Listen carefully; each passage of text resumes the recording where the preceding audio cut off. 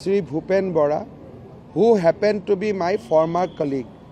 We worked in the Congress together for almost 22 years. He will join BJP on 22nd February. Along with him, a good number of Congress leaders will join in Guwahati as well as in North Lakhimpur. He is the last recognized Hindu leader in the Congress party.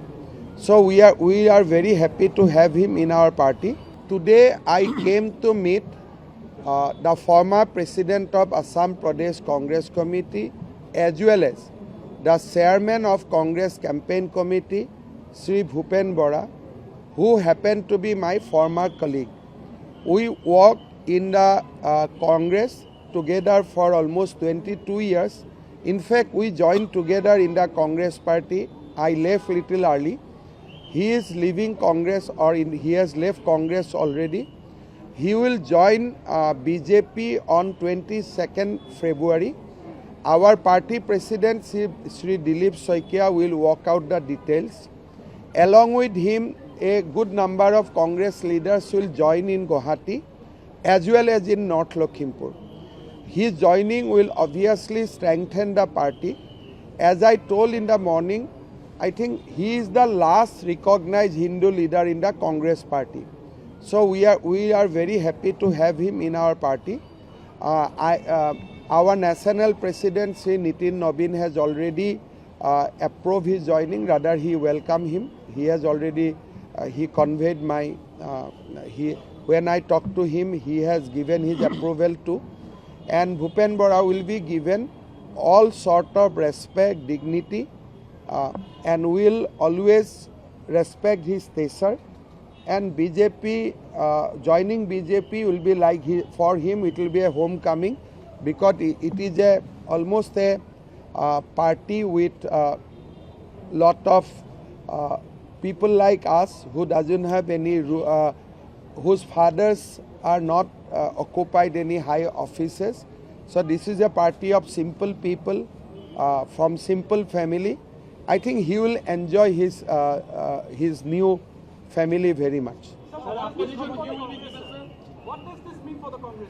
I think as I told you, he is the last recognized Hindu leader in the Congress party. You may ask, is Pradyut Bardaloy not a Hindu leader? Pradyut Bardaloy is a Hindu leader, but he wins from a 90% a seat where 90% people belongs to another religion. So Bhupen Bora used to fought election from Bipuria. Last time he lost by a narrow margin. His politics is primarily within the Assamese community. So he is the last recognized Hindu leader in the Congress party. His joining will completely he will join BJP on 22nd February. Our party president Sri Dilip Saikia will work out the details. Along with him, a good number of Congress leaders will join in Guwahati as well as in North Lakhimpur. His joining will obviously strengthen the party. As I told in the morning, I think he is the last recognized Hindu leader in the Congress party. So we are very happy to have him in our party.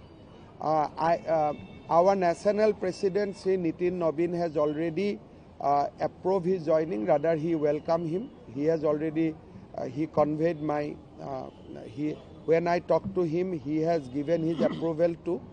And Bhupen Bora will be given all sort of respect, dignity, and will always respect his teaser. And BJP, joining BJP will be like for him it will be a homecoming, because it is almost a party with lot of people like us who doesn't have any whose fathers are not occupied any high offices. So this is a party of simple people from simple family. I think he will enjoy his new family very much. What does this mean for the Congress? I think as I told you, he is the last recognized Hindu leader in the Congress party. You may ask, is Pradut Bardoloi not a Hindu leader? Pradut Bardoloi is a Hindu leader, but he wins from a 90% a seat where 90% people belongs to another religion. So Bhupen Bora used to fought election from Bihpuria. Last time he lost by a narrow margin. His politics is primarily within the Assamese community. So he is the last recognized Hindu leader in the Congress party. His joining will completely create a image or create a perception, and which is reality too, that Congress is no longer a party of Assamese mainstream people.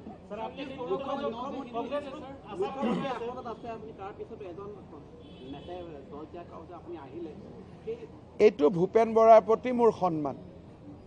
যোৱাকালি ৰাতিয়ে ভূপেন বৰা ডাঙৰীয়াৰ লগত মই কথা পাতিছিলোঁ। তেওঁ বিজেপিত যোগদান কৰাৰ সিদ্ধান্ত যোৱাকালিয়ে আমি কথা পাতি লৈছিলোঁ।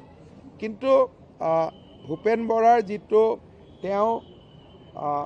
তেওঁৰ যিখিনি সেৱা বা তেওঁৰ যিখিনি জনকল্যাণমূলক কাম, যেনেকৈ বিহপুৰীয়াত মাধৱদেৱ কলাক্ষেত্ৰ আমাৰ চৰকাৰৰ দিনত হৈছিল, কিন্তু মাটি বাৰী ভূপেন বৰাই কৰি দিয়া আৰম্ভণি তেওঁ, মাধৱদেৱ বঁটা আৰম্ভণি তেওঁ। গতিকে কংগ্ৰেছত থাকিও অসমীয়া মেইনষ্ট্ৰীম মানুহৰ কাৰণে তেওঁ কাম কৰি আছিল। মই ভাবোঁ যে তেখেতক পাৰ্টিত তেওঁ আমাৰ কাৰ্যালয়ত গৈ যোগদান কৰিব পাৰিলেহেঁতেন, কিন্তু মোৰ এজন পাৰ্টিৰ কাৰ্যকৰ্তা হিচাপে মোৰ দায়িত্ব যে যেতিয়া ভূপেন বৰাৰ দৰে এজন ব্যক্তিয়ে কংগ্ৰেছ ত্যাগ কৰি বিজেপিত যোগদান কৰে, মই নিশ্চয় আহি তেওঁক মাত কথা দিবও লাগে। আৰু মই কংগ্ৰেছত থাকোঁতেতো ইয়াত প্ৰায়ে আহি আছিলোঁ, গতিকে এইটো মোৰ কাৰণে নতুন এড্ৰেছো নহয়। देखिए, मैं ये सब बात विश्वास नहीं करता हूँ। कोई कांग्रेस मुक्त बीजेपी ऐसा नहीं चाहिए। हमें चाहिए असम वासियों का आशीर्वाद पुष्ट एक बीजेपी।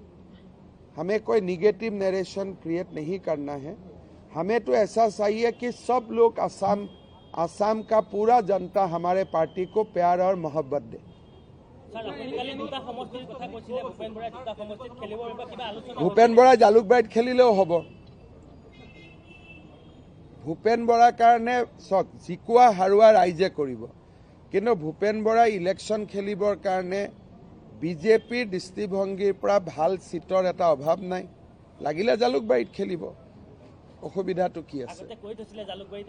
খেলিব পাৰে, কোনো কথা নাই। আমাৰ পাৰ্টিয়ে ডিচাইড কৰে কোন ক'ত খেলিব। মইতো ক'ব নোৱাৰোঁ মই ক'ত খেলিম, ভূপেন বৰাইও ক'ব নোৱাৰে কোনে ক'ত খেলিব। কিন্তু ভূপেন বৰা ডাঙৰীয়াই এটা বিজেপিৰ দৃষ্টিভংগীৰ পৰা ভাল চিটত তেখেতে নিৰ্বাচনত প্ৰতিদ্বন্দ্বিতা কৰক, তাক আমি বিচাৰোঁ। আৰু তেওঁৰ লগত চিটৰ কথা মই আলোচনা কৰাও নাই, কাৰণ কোনো ভূপেন বৰাৰ পৰ্যায়ত বাৰ্গেনিং কৰি মানুহে জইন নকৰে। যেতিয়া কিবা এটা বস্তুৰ প্ৰতি একদম ভাগি পৰে মন, তেতিয়াহে দলত যোগদান কৰে। তেওঁ কংগ্ৰেছৰ পৰা বিজেপিত যোগদান MLA হোৱাৰ কাৰণেতো কৰা নাই। কালি গোটেই কেইজন কংগ্ৰেছৰ লিডাৰ ইয়াতে আহিছিল। ভূপেন বৰাইতো ক'ব পাৰিলেহেঁতেন মোক ছেফ চিট এটা দিয়ক আৰু মই MLA হ'ম। কালি দিনটো তেওঁ যি বিচাৰিলেহেঁতেন কংগ্ৰেছে এইটোকে দিলেহেঁতেন। সেইকাৰণে তেখেতে চিটৰ কাৰণেতো অহা নাই।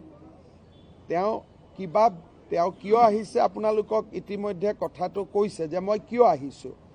গতিকে যি মানুহে এটা বহুত কথা কষ্ট পাই আহে, তেওঁৰ লগত আপুনি এইটো চিটত খেলক, মই এইটো চিটত খেলিম, মই ভাবোঁ এইটো ব্যক্তিজনৰ প্ৰতি অসন্মান দেখুওৱা। গতিকে সেনেকুৱা ধৰণৰ কথা আলোচনা কৰাৰ পৰিৱেশো নাই। আৰু আমি যেতিয়া লগ পাইছোঁ তাত 10 গৰাকী মানুহ লগত আৰু বহিও আছে। গতিকে ৰাজনৈতিক কথা বতৰা মই পতা নাই। কালিয়ে মই ফোনত কথা পাতিছোঁ, তেওঁ যোগদান কৰিব, কিন্তু তেওঁৰ যোগদানটোৰ মই যে আনন্দিত, মোৰ মনটো ভাল লাগিছে বা আমাৰ দলৰ কাৰ্যকৰ্তাসকলেও ভাল পাইছে, সেইকাৰণে মই তেওঁৰ ঘৰলৈকে আহিছিলোঁ। ইয়াত কোনো বাৰ্গেনিং নাই, কাৰণ আমি কথা পাতোঁতেও 10জন মানুহ লগত একেলগে বহি চাহ পানী খাই কথা পাতি আছিলোঁ। মোৰ লগততো সকলোৰে বাকযুদ্ধ হয়, আপোনালোকৰো বাকযুদ্ধ হয়। আজি যদি প্ৰতিদিনেৰী বেলেগ এখন পেপাৰত যোগদান কৰে, মোৰ বন্ধু হৈ যাব। গতিকে কংগ্ৰেছত আপোনাৰ এজেণ্ট আছে এতিয়া আপোনাৰ এই ঘোষণাৰ পাছত ভূপেন বৰা এজেণ্ট নহয়, ভূপেন বৰা কংগ্ৰেছৰ বহুত খবৰ আজি মই দিছোঁ। ভূপেন বৰাই কৈছে আপুনি কেনেকৈ গম পালে?